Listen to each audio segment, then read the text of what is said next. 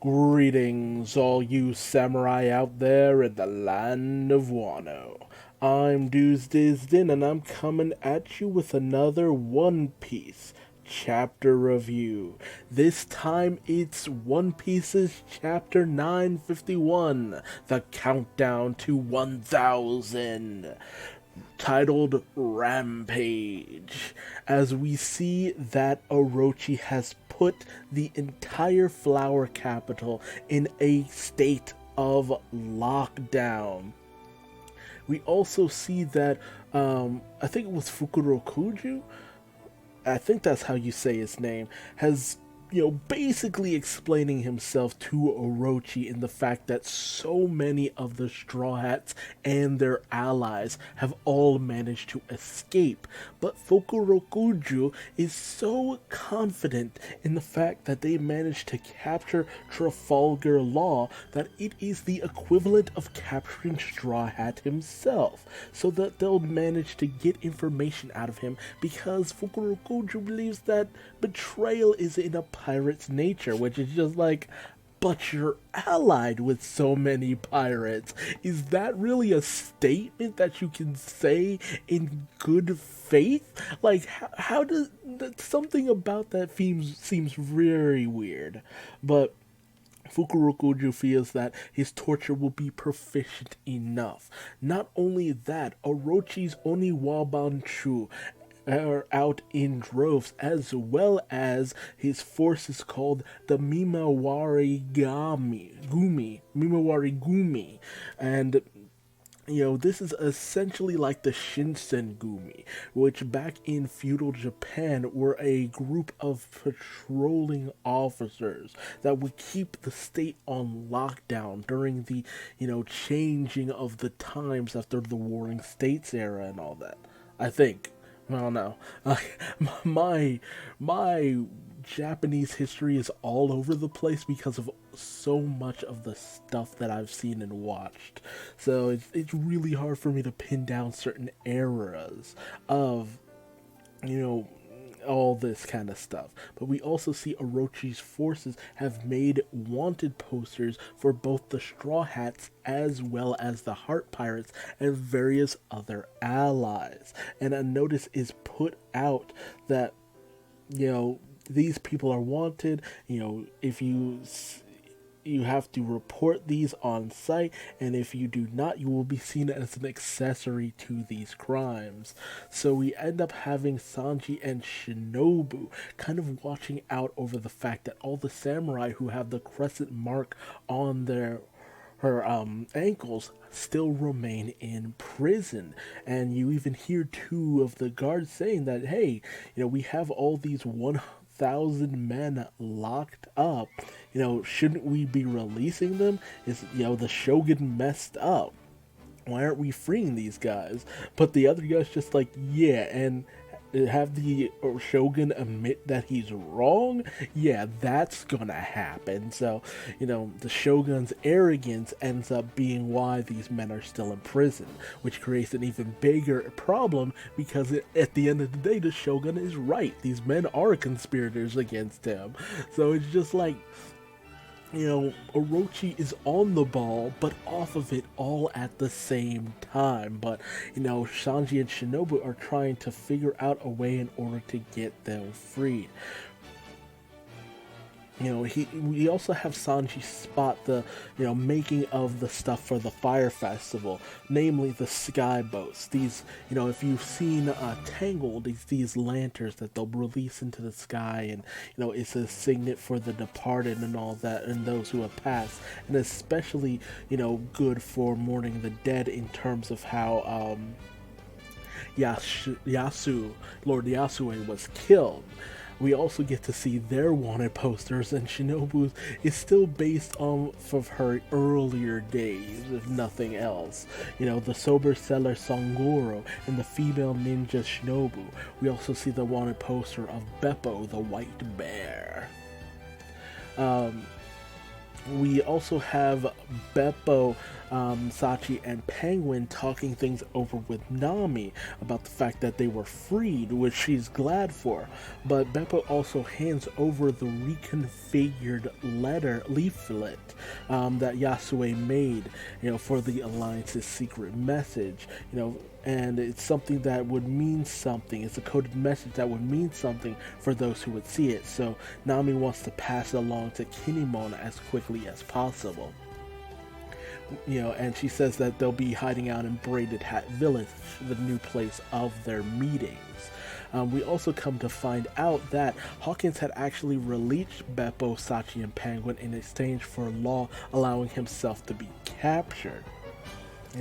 There wasn't too much of a trade there because, ultimately they would have either killed each other or that would have been the end of it. But, Law also makes a note that none of them should tell Luffy about him being captured under any circumstances, which really raises questions for all of the Heart Pirates. But ultimately, the Heart Pirates feel, and we see the gathering of, the entirety of the crew, they feel that ultimately the life of their captain comes before their plan, the plan of, the Wano people. That's their highest prerogative. If ultimately only they manage to make it out of Wano, that's ultimately fine with them. They care about their captain first and foremost.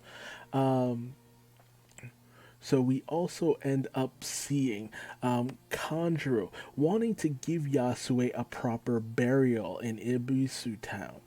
He wants to put Lord Yasue's remains somewhere proper, amongst the crying eyes of those in Ibisu town, despite all the smiles. We also see Nami depart with, Frankie on this lion bike thing he made. It was very much akin to what we saw in, what was it, Strong World, I think it was, where, Frankie just made a motorcycle out of some weird lobster creature, and it's just like, Frankie, how are you able to make motorcycles out of animals? I need you to explain the science behind this to me. Like, why use animals for this? That's weird. But that's one piece as well. And then we see certain wanted posters for everyone else. Apparently Sachi is called Orca, Frankie is called Frankanosuke the Carpenter, Nami is called Female Ninja Onami. We don't see too much of Penguin's face, but then we cut over to seeing Usopp, Robin, and Brooke, who are, Usopp and Robin are making that face from when Luffy got beaten easily by Kaido in order to, escape being properly seen, as, Usopp is Usohachi and Robin is Robin, with Brooke acting as an evil spirit that's possessing them, which explains the really faces that they're making. I love that Robin went around with that, along with that. Robin has really lightened up in terms of her earlier days and just goes with the flow and weirdness of those Straw Hats, from time to time. But ultimately they're allowed to pass because they're seen as evil, as haunted people who are under a curse. So everyone's just like, yeah, get them out of here. Get them out of here. We also have, as they pass by, we also see that they've managed to smuggle Tama away, making sure that she's safe and sound. Meanwhile, we cut over to Inuarashi, Kinemon, and Ashura Doji, as we end up seeing in the abandoned port in Kiri that various destroyed ships from the previous, allies of Ashura Doji have actually been resurfaced, and recovered. That way, hopefully they'll be able to get Frankie to fix them up in order to lead them into battle. So that'll show that with the necessary repairs, they'll have all able to carry all these forces all the way to Onigashima. Although, there's something kind of creepy about that, because it's just like, did people die on those? Ugh, that's That's uncomfortable to just be riding on these ghost-like ships. And then we cut over to Onigishima, where we see that all of the forces of Kaido are getting a bunch of food and sweets ready, all to satiate Big Mom's hunger. Because while she is captured, she's not really captured, let's be real. And Jack's silently looking on. He has this menacing look, but at the same time, it's just like, yeah, we know you guys ain't gonna do anything. And King is just stunned. It's just like, I swear, guys, I swear I knocked her off that waterfall. I don't know how she survived. And I love the mood of, commanding officers in the Yonko's crew in terms of seeing other Yonko, because they're just like, yeah, don't fuck with that. Don't fuck with this person. they show a certain level of respect, but at the same time, it's just like, yeah, they're weary of other Yonko. And Queen is just like, dude, what the hell? Why would you leave the job half done? But it's just like, yeah, what else was he gonna do? He knocked them off of a waterfall, with most of the crew being devil fruit users. That should have been a done deal, but the bitch washed up on shore somehow. It really just makes a lot of questions. And even Jack's just like, why the hell did you bring her here, to Queen? And Queen's just like, well, what the hell else was I gonna do? Leave her in Udon? Dude, we don't even have communication over there. At least between the three of us, we should at least, be able to deal with her. Meanwhile, Queen turns her attention to King specifically, as we come to find out that King is a member of an unknown race, and that, I guess that's in relation to the fire behind his back and the black wings that he had. Apparently he's a race that was at one point thought to be lost to the sands of time, and he is among 3 races that are still not a part of Totland. We know it's the Giants. I don't think she has any sky people, but something about King is very different. Those black wings, he must be from something special, because we've never seen black wings in terms of this series before. And it's just like, everybody's just really clueless as to what he could be. But ultimately King refuses, because he's pledged his allegiance to Kaido. And it's just like, why would he just suddenly jump ship to another, crew? If he was that easily swayed, he wouldn't be this high ranking. But in steps the big main man himself, Kaido, as, Big Mom starts to demand that the shackles be removed, and here they're just like, why would we do that? You're the enemy. But Kaido's just like, yeah, no, just remove them, because he knows they probably be needless to begin with. Not to mention, Kaido wants to throw down. It's just like, so you finally made it, Lin. And Big Mom's like, Kaido, ma. And so she gets released from her shackles at the behest of Kaido.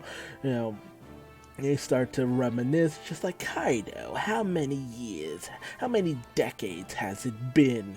And immediately as she's released, Big Mom pulls out Napoleon, who we find out has simply been, too shy to do anything up until this point, with Mama having lost her memories. And Kaido's just like, I told you if you came here, I'd kill ya.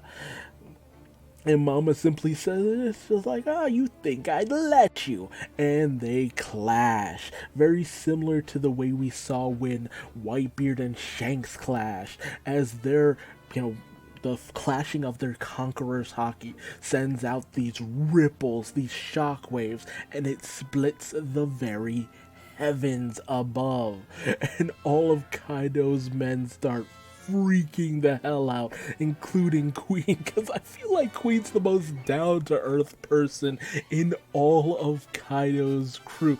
He's the most down-to-earth commander of a Yonko that we've ever seen, because he's just like, what the fuck? He's just like, probably like, no, No, what the hell? And I love that Oda keeps bringing things back full circle, because we always kind of wonder, just like, how the hell did they split the heavens like that? And it's just like, oh, it's their immense conqueror's haki. And we've kind of seen similar stuff like this with Luffy, when he would clash with other conqueror's haki users like Doflamingo or Don Qing Jiao. Like, I love just the pressure of these two titanic conquering massive forces would actually cause their pressure of their clashing to split the heavens, and so always so awesome to see a battle of conquerors haki, because you can see the different levels, with the levels of Luffy and people he's gone up against, Don Qingjiao, as I said, Katakuri, Doflamingo. You see the clash, you see the shockwave, you see the immense pressure that comes from their clash. But man, Yonko are on a completely different, insane level, and it's just really interesting at every turn. But that's enough on this chapter. A fun, rip-roaring time. So much happened in this chapter, from the fact that now the Flower Capital is on lockdown, but most of the Straw Hats and Heart Pirates have already made their way out of the Flower Capital, so they're in the clear. But it makes you wonder, how are they going to free all of the samurai that have been in prison without, drawing too much attention? Sanji's under a tall order. Not to mention, Law has been captured, and I really hope that the Heart Pirates trying to free him don't cause more problems than solutions. Also, the burial of Lord Yasue, where is that gonna happen? I feel so bad for Toko, because it's just like, her daddy's dead, and she's finally gone to sleep, but man, she's had a traumatic past couple of days up until this point, from her being, having people sent out to try to kill her, to seeing her daddy die. It's just, it's a lot of stuff. Not to mention Ashura Doji, coming in clutch with all these men and supplies and various things. He's basically been very much of a godsend, but it kind of feels contrived that he was such a major problem at first. But man, the real crux of it, the clash between Kaido and Big Mom.